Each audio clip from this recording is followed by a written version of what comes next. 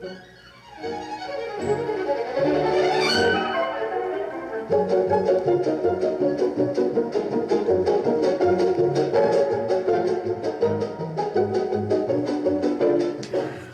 we're back for round 2 of this week's videos, and this one concerns a situation I was actually trying to avoid talking about in the rules videos because it concerned my team again.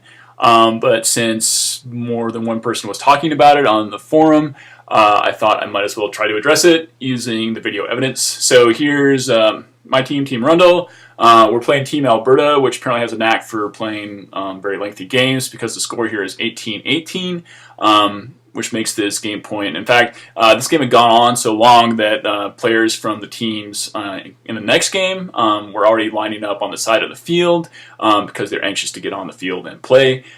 So the pressure was on here. This is also a semifinal to determine who would go into Winter League Finals, so extremely important stuff here. I'm not going to bore you with the initial stuff in this point. Instead, I'll move on towards the end, where we see sort of a simultaneously spectacular and controversial play in the end zone. So Katie's here, she gets it to Jan, and Jan is going to give him a go with Avery, and then that happens. Okay, so let's go back to that. Jan's layout here was contested, so he catches it. Is he in the end zone or is he not? It matters because this is game point, so if he's in, we win, and if not, it's a turnover, and Team Alberta has a shot at it. I am standing right here as he makes this play, and as he was doing it, I actually realized I should watch his feet to see if he's in. And with the benefit of hindsight or video replay, I can actually go through this frame by frame and see that his back foot, his left foot here, contacts before anything else hits the out of bounds area, and that's in the end zone. Here's the back line of the end zone. So I thought he was in immediately based on my perspective of the play. I know there were two guys standing closer to me. There was also Bobby here, who immediately turns around and points at the players waiting outside on the sidelines to see what they thought about the play, because he figured, I guess, they would be objective about it. These two guys, Lucas and Tyler, thought he was out. Avery and I thought he was in. We asked the players on the sideline what they thought, and they said they thought he was out. So, like I said, with video replay, you can see that he's in, but when you watch it again in real time, that goes by really quick, and it certainly looks like he might have landed on both sides of the out of bounds line, which means he would be out of bounds. We talked about it a little bit, and basically, I'll read the rules before I tell you what we decided to do. Here is Rule 15E, which says if it is unclear whether a catch was made before the disc contacted the ground, grass is considered part of the ground, or whether a player's first point of ground contact after catching the disc was in or out of bounds, or in or out of the end zone, the player with the best perspective makes the call.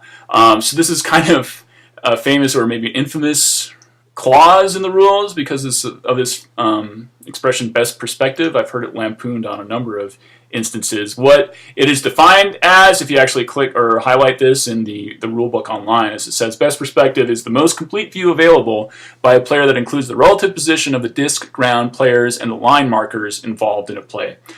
Okay, if we go to this play, Jan is spectacularly flying in the air. Who has the best perspective on this? I thought I got a pretty good look at it. I was kind of waiting for it to happen. These two guys are closer to me. Bobby is sort of right on the line here. I don't know if Lucas is blocking his view.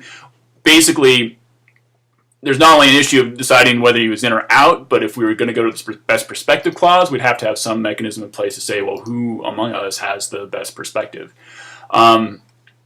This definition notwithstanding, I think it's unclear, unfortunately.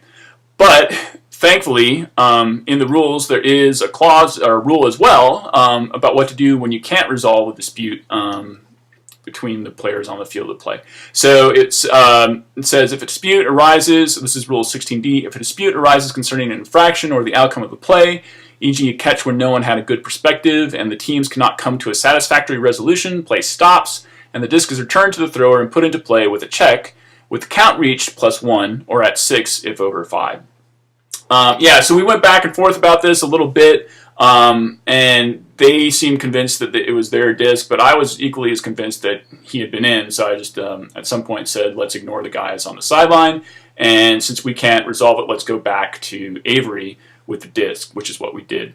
There was a question that Bobby posted on the forum about what should the count be, and it clearly says here if you do that, it should be the count reached +1, not what you were at when the throw was made. Yeah, so I think the moral of that story is that if there is a dispute, it gets resolved by the players on the field, not somebody watching on the sidelines. And if you can't resolve it amongst yourself on the field, go back to where the disc was and play on. In this particular case, it wound up being a turnover for us, and then there was a more exciting conclusion afterwards. I won't reveal it, but you can always go to the website and check out the video yourself. For those of you watching who don't care at all about CUA Winter League this year, hopefully you got the message about how to resolve this dispute in a friendly and spirited manner. That's it for this week's video. See you next time.